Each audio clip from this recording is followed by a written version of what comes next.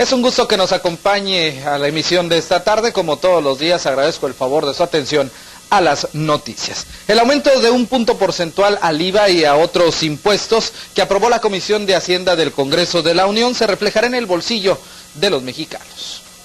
Debido al tercer informe de gobierno... A fin de cuentas, la Comisión de Hacienda del Congreso de la Unión aprobó aumentos a los impuestos como ya se esperaba, aunque en algunos casos en porcentajes menores a los estipulados. Entre las modificaciones está 1 punto porcentual al IVA.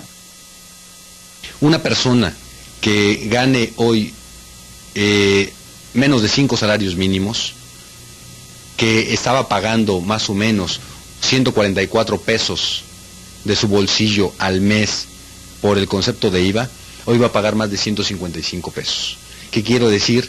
Que el aumento del 1 porcentual en el impuesto al valor agregado se traduce en un aumento real de más del 8%.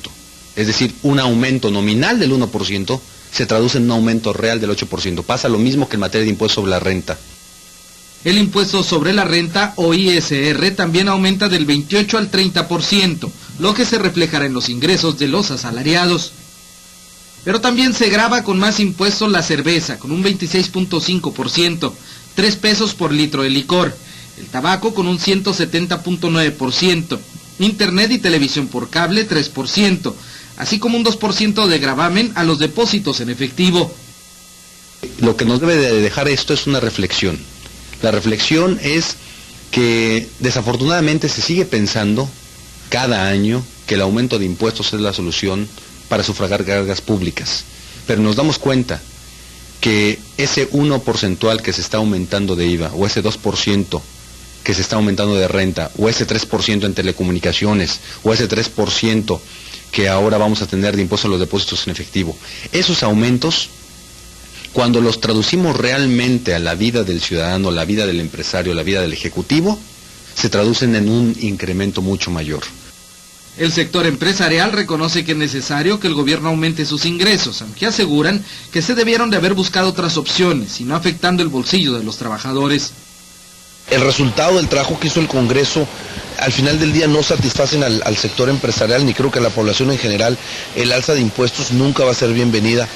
Sin embargo, sí estamos conscientes que las condiciones económicas del país son muy graves y habrá que hacer un esfuerzo muy importante toda la población.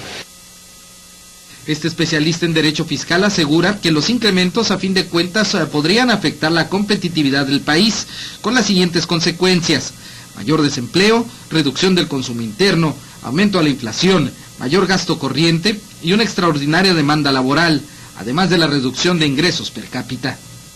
El trabajador, el que opera en una maquiladora, prácticamente va a haber reducido más del 7% a partir del 1 de enero del siguiente año. Es decir, si venía recibiendo 100 pesos, ahora tendrá que recibir 93 pesos porque esos 7% se va a tener que ir por concepto de impuesto sobre la renta.